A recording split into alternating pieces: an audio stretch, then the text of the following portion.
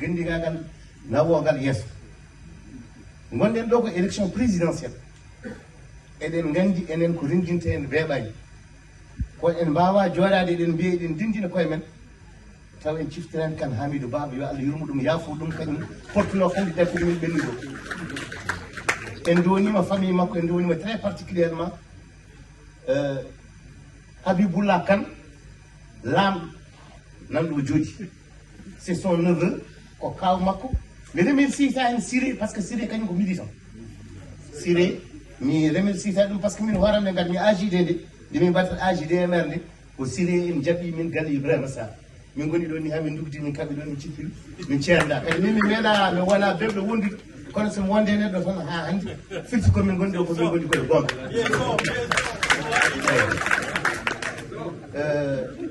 yaade ha soke prison yo Allah yurmo yaafo Saydou Kane mi meeɗi wiide walata no wayi o wi ala walata neɗɗo wawa haalandema ko woni toon ko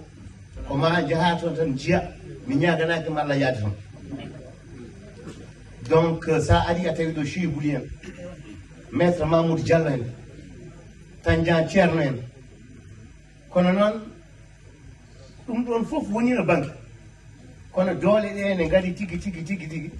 ko ɓoccitinoɓe walata nde ɓe mayde toon ɓe taw ko miltirɗe joom sembe en Ousmane Sade en ngari gembi min ɗo guirbi min kadi min ɓeydi darade kanko wiyata e jigui dans la salle Samba Dia en nanɗo hay sinno noon yettode nde wona moƴƴude hay sinno noon ko neɗɗo jogowo moƴƴinade ko mbatten ɗo ko kañum en gadi en hen garɗen gabbiɗen hen ɗum je tiens particulièrement noon à remercier walluɓe en wonde ko gonɗen ko par ce que nde wonɓe wolata ɓe nanga coka foof kuppa ko Siré Ba en nana jaggi caggal joni ma dande haɓɓe ko kañum en jeehi Dakar dari toon pawi toon hare nde ha nde yettita ɗo si jettini ɗo hare nde noon wawi wonde ko foof en mbawa wasi siftande Ba Cheikh Oumar yo Allah yurmo yaafo je remercie très particulièrement notre ami Aliou Yall. Aliou Yall, dans les années 90, minen ɓurno wonde sukaɓe e flam hande nde o wiya yo jaggude ma o ƴettulone makko ko ɗum tan jinmi wiide kala ko yimɓe kadi les bonnes volontés finissent par se rencontrer